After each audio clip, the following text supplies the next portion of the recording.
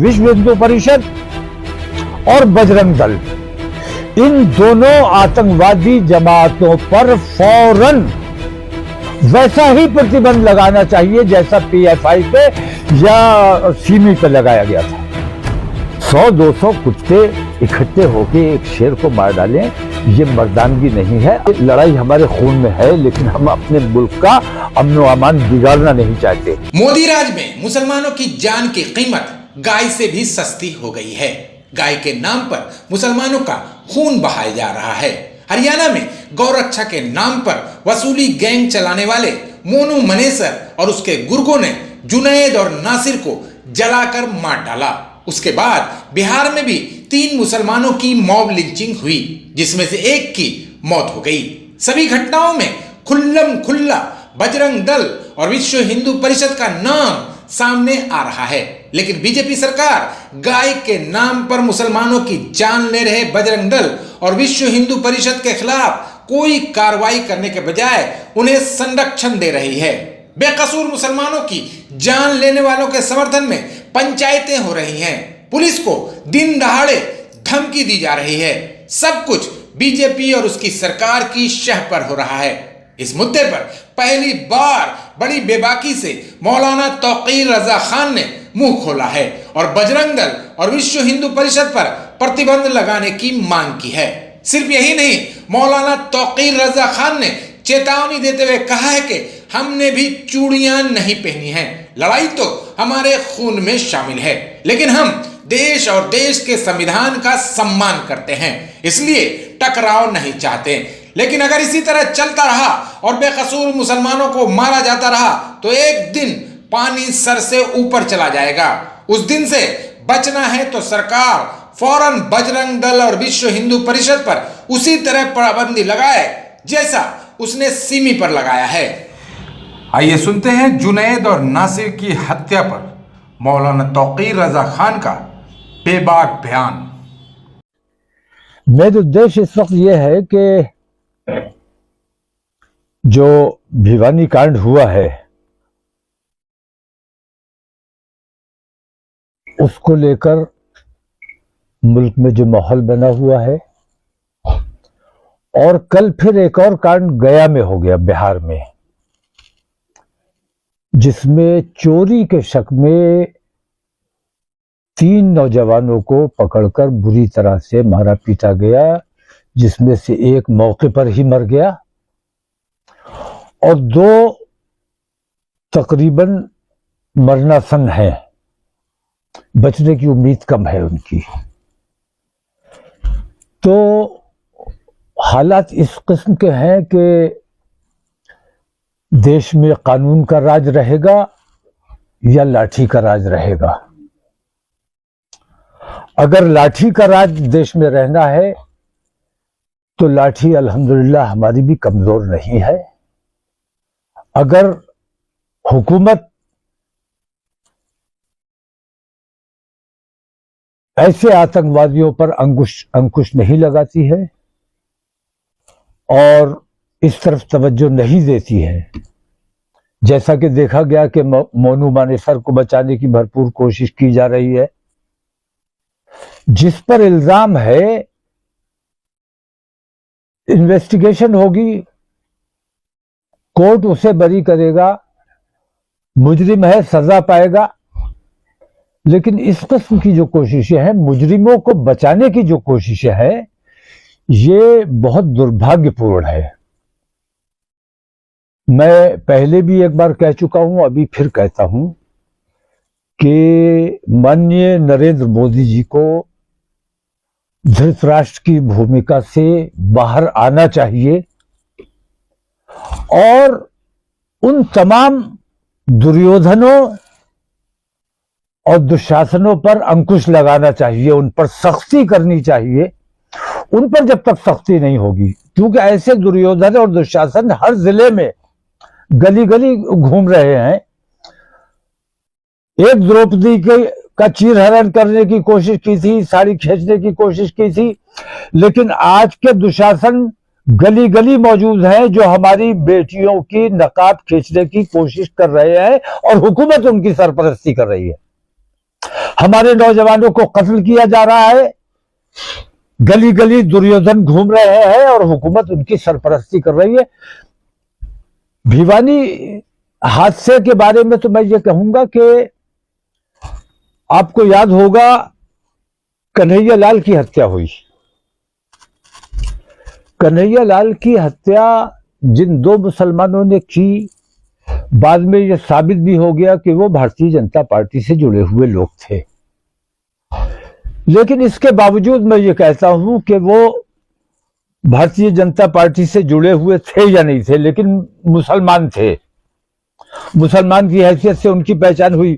पूरे हिंदुस्तान में आप एक भी ऐसा बयान बताइए या एक भी ऐसा शख्स बताइए जिसने कन्हैया लाल की उस हत्या की हिमायत की हो। पूरे हिंदुस्तान ने उसकी मुखालफत की, खासतौर से मुसलमानों ने उसकी सख्त मजम्मत की। आज मैं देख रहा हूं कि भिवानी हत्याकांड के जो आरोपी हैं उनकी हिमायत में जलसे किए जा रहे हैं, सभाएं की जा रही हैं, धरने दिए जा रहे हैं और इस हद तक बढ़ चढ़कर हिस्सा लिया जा रहा है कि पुलिस की भी टांगे तोड़ देने की हद तक बात पहुंची है। तो हुकूमत को यह गौर करना है कि ये जिनके दिलो दिमाग में हुकूमत ने अपनी हुकूमत साजी के लिए जो जहर भरा था, ये आज उनके कंट्रोल में नहीं रहे हैं। मैं ये महसूस करता हूं हुकूमत यकीनन ये चाहती होगी कि इस किस्म के मामलात ना हो, लेकिन ये जहर भरे हुए लोग उनके कंट्रोल से बाहर हैं। वाहिद रास्ता मैं ये समझता हूं कि इस वक्त यही है कि जिन लोगों ने उन आतंकवादियों के हिमायत में सभाएं की हैं, धरने लगाए हैं और पुलिस को चैलेंज किया है। पुलिस को चैलेंज किया जाता है अगर बिहार में, पंजाब में, तो सारा मीडिया चीखने चिल्लाने लगता है, लेकिन पुलिस को जब चैलेंज किया जाता है हरियाणा में और राजस्थान में तो खामोश मीडिया। ये अन्याय है। इस वक्त मैं समझता हूं कि हुकूमत के पास वाहिद रास्ता है, सख्ती का फैसला लेना चाहिए और नरेंद्र मोदी जी से मैं ये उम्मीद करता हूं कि उन्होंने हमेशा सख्त फैसले लिए हैं। इस वक्त अगर सख्त फैसला नहीं लिया तो उसके नतायज बहुत गंभीर हो सकते हैं। हुकूमत को फैसला लेना चाहिए कि विश्व हिंदू परिषद और बजरंग दल, इन दोनों आतंकवादी जमातों पर फौरन वैसा ही प्रतिबंध लगाना चाहिए जैसा पीएफआई पे या सीमी पे लगाया गया था। अगर सख्त फैसले नहीं किए जाएंगे तो उसके नतायज खराब हो सकते हैं और धृतराष्ट्र बने बैठे रहे तो मुझे अंदेशा है कि ये दुर्योधन एक और हमारे देश में महाभारत कराने में कामयाब हो जाएंगे, जो हमारे देश के लिए बेहतर नहीं होगा। हम कब तक सब्र करें? हमारे सब्र का इम्तिहान हुकूमत ने बहुत ले लिया है।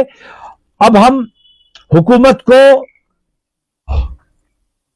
समय देते हैं कि अगर उन्होंने 15 दिन के अंदर हमारी इस मांग पर कोई नोटिस नहीं लिया, कोई हमें जवाब नहीं दिया, कोई उनका फैसला हमारे सामने नहीं आया, तो हम मजबूर होंगे पार्लियामेंट का घेराव करने के लिए और इंशाल्लाह बरेली से नहीं बल्कि पूरे हिंदुस्तान के मुसलमानों से आह्वान कर रहा हूं मैं कि 15 दिन के बाद इंशाल्लाह हम लोग दिल्ली में,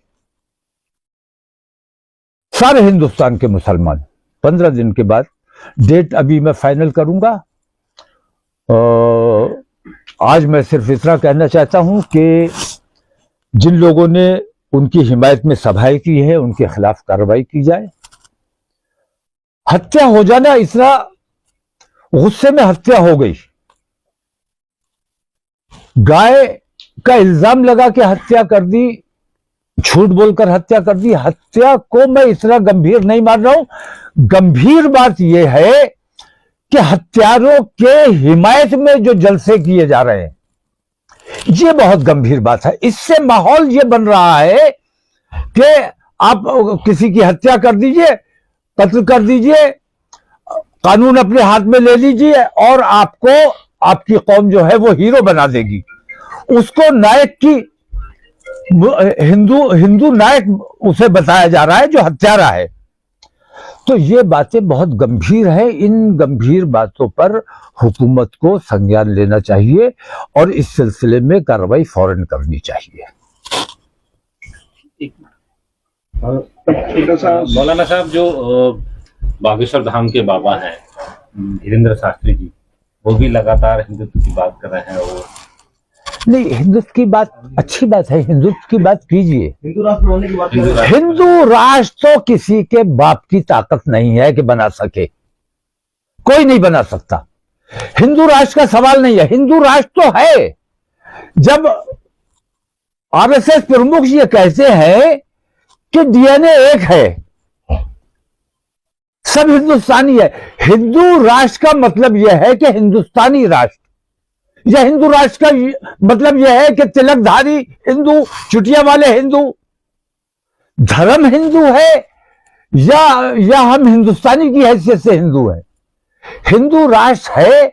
और इस किस्म की जो बातें करते हैं, मैं ये समझता हूं कि उनके ऊपर अगर देशद्रोह की कार्रवाई नहीं की जा रही है तो ये हुकूमत अपने पैर पर कुल्हाड़ी मारने का काम कर रही है। आने वाला वक्त इतिहास इन्हें कभी माफ नहीं करेगा अगर इन्होंने संज्ञान नहीं लिया। मैं फिर एक बात चेतावनी देता हूं, खुलकर चेतावनी देता हूं कि अगर इन दुशासनों और दुर्योधनों पर अंकुश नहीं लगाया गया, इन पर पाबंदी नहीं लगाई गई, तो मुझे अंदेशा है कि मेरे मुल्क में एक और महाभारत हो सकता है।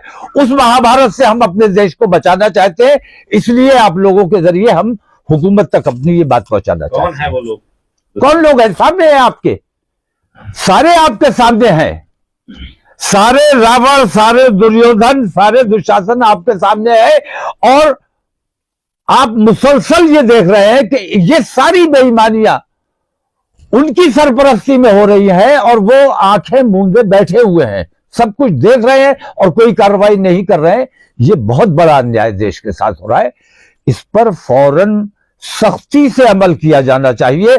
अगर देश में अमन अमान चाहते हो, शांति चाहते हो, भाईचारा चाहते हो, हिंदू मुस्लिम एकता चाहते हो, और अगर मुसलमान से इतनी ही नफरत है तो 100 कुत्ते मिलकर शेर का शिकार मत करो, आओ आमने सामने मुकाबला होगा। अगर हिंदू इतनी ही मुसलमानों से, लेकिन मैं ये देखता हूं कि महाभारत में भी मैंने देखा कि कुछ के अलावा बाकी सारे लोग जो थे वो अच्छे थे, वो चाहते थे कि ना हो ये सब जो हो रहा है, जो बेईमानी हो रही है ये ना हो, लेकिन वो कहीं ना कहीं मजबूर हो गए। तो आज भी मैं देख रहा हूं कि लोग मजबूर हैं, डरे हुए हैं, खौफजदा हैं। उनका डर निकालने के लिए ये जरूरी है कि सेकुलरिज्म में जो यकीन रखते हैं, अपने मुल्क के संविधान में जो यकीन रखते हैं, वो तमाम लोग कल जब हम पार्लियामेंट का घेराव करने के लिए निकलेंगे तो मुझे यकीन है कि सेकुलरिज्म में यकीन रखने वाले और अपने संविधान में यकीन रखने वाले तमाम लोग हमारे साथ होंगे। पीएम के लिए क्या मशवरा देते हैं, क्या करना चाहिए? पीएम साहब को फौरन सख्त फैसला लेना चाहिए और विश्व हिंदू परिषद और बजरंग दल पर तत्काल प्रतिबंध लगाना बेहद जरूरी हो चुका है। क्या बागेश्वर बाबा के लिए भी अल्टीमेटम दे रहे हैं? नहीं, बागेश्वर बाबा, मैं किसी के लिए कुछ नहीं कर रहा हूं। मैं हुकूमत के लिए बात कर रहा हूं। बागेश्वर बाबा अपने धार्मिक आदमी है, धर्म की बात कर रहे हैं, बहुत अच्छी बात है, उन्हें धर्म की बात करनी चाहिए। और रहा सवाल हिंदू राष्ट्र बनाने का, तो हिंदू राष्ट्र तो है। अगर जिस तरह आरएसएस वाले कहते हैं कि सब हिंदू है, तो सारों को हिंदू आप मान के चल रहे हो, तो हिंदू राष्ट्र तो है। आप लोग अपनी राजनीति चमकाने के लिए और अपने आप को चर्चा का विषय बनाने के लिए इस किस्म की बातें उठाते हो। और इन लोगों को यह महसूस हो गया है कि जितना मुसलमानों के खिलाफ बोलोगे, जितना मुसलमानों को सताओगे, उतना ही तुम्हें प्रचार मिलेगा। तो ये झूठा प्रचार हासिल करने के लिए इस किस्म के बयानात आते हैं। इन बयानात की कोई अहमियत नहीं है। असल बात यह है कि ऐसे आतंकवादी संगठन जो हिंदुस्तान में अफरा तफरी का माहौल बना रहे हैं, तत्काल प्रभाव से उन पर पाबंदी लगाई जानी बेहद जरूरी है। चलिए, बहुत शुक्रिया। मॉब लिंचिंग की बात करें तो ये भी अगर एक तरह की मॉब लिंचिंग है, गौ तस्कर मान करके इस तरह से हत्या हो जाती है। बहुत टाइम से हमने देखा इस तरह की चीजें नहीं आई, लेकिन ये अभी चीजें आई। राजस्थान और हरियाणा की आपने बात की, 2024 में चुनाव भी होने हैं और प्रधानमंत्री को आपने कहा धृतराष्ट्र यानी कि बिल्कुल कुछ नहीं देख रहा है, बिल्कुल खामोश बैठे हुए हैं। क्या 2024 का किस तरह के चुनाव के नजरिए से तो नहीं देख रहा है इसको इस तरह से खामोश रहना? नहीं, ये जो कुछ भी देश में घट रहा है वो तमाम इसीलिए घट रहा है कि मेन मुद्दों से आम हिंदू की, आम आदमी की बात नहीं कर रहा हूं मैं, आम हिंदू की तवज्जो उन मेन मुद्दों की तरफ से हटाने के लिए इन चीजों में उलझाए रखना। और मीडिया में आप देखिए, मीडिया कहीं कोई मेन मुद्दे नहीं उठा रहा है, वो सारा यही चीजें रात दिन यही चल रहा है। अभी भिवानी हो गया, अब गया हो गया, अब 3-4 दिन गया पे यही बहस चलेगी। गया मॉब लिंचिंग, 100-200 कुत्ते इकट्ठे होके एक शेर को मार डालें, ये मर्दानगी नहीं है। अगर मर्दानगी की बात है तो मैं फिर कहता हूं कि हमारी लड़ाई हमारे खून में है, लेकिन हम अपने मुल्क का अमन व अमान बिगाड़ना नहीं चाहते। हम अपने देश में शांति रखना चाहते हैं, और अगर लड़ने का शौक है तो मैदान में लड़ाई होगी। इस तरह मॉब लिंचिंग करना और घेर के किसी एक को मार डालना, ये इंसाफ नहीं है, ये मर्दानगी नहीं है। सौरभ भास्कर को किस तरह से मुबारकबाद देंगे, बरेली की बहू बनी? मैं बिल्कुल सौरभ भास्कर को कोई मुबारकबाद नहीं दूंगा, बल्कि जो उसके साथ शादी, मैंने हमेशा ये बात कही है, बहुत से मुसलमान लड़के हिंदू लड़कियां लेकर आए, मैंने सख्त मजम्मत की कि अगर तुम बाहर की लड़कियां लाओगे तो तुम्हारी अपनी लड़कियां कहां जाएंगी। और मैं आज उन हिंदूवादी संगठनों से भी कहता हूं जो अपने आप को हिंदुओं का हिमायती बताते हैं और हिंदुओं की हिमायत की बात करते हैं, तकरीबन 10 लाख मुस्लिम लड़कियों को बहकाकर हिंदू बना लिया गया, हिंदू लड़कों से शादियां करवा दी गई। मैं ये पूछता हूं, जब 10 लाख मुसलमान लड़कियां हिंदू समाज में चली गई, हिंदू लड़कों से शादियां कर ली, तो कम से कम 10 लाख हिंदू लड़कियों का नुकसान हुआ कि नहीं हुआ? हिंदू समाज को यह सोचना चाहिए कि ये हिंदुओं के हितैषी है, ये मुसलमानों के विरोधी है। अच्छा और बुरा समझना हर समाज की अपनी जिम्मेदारी है।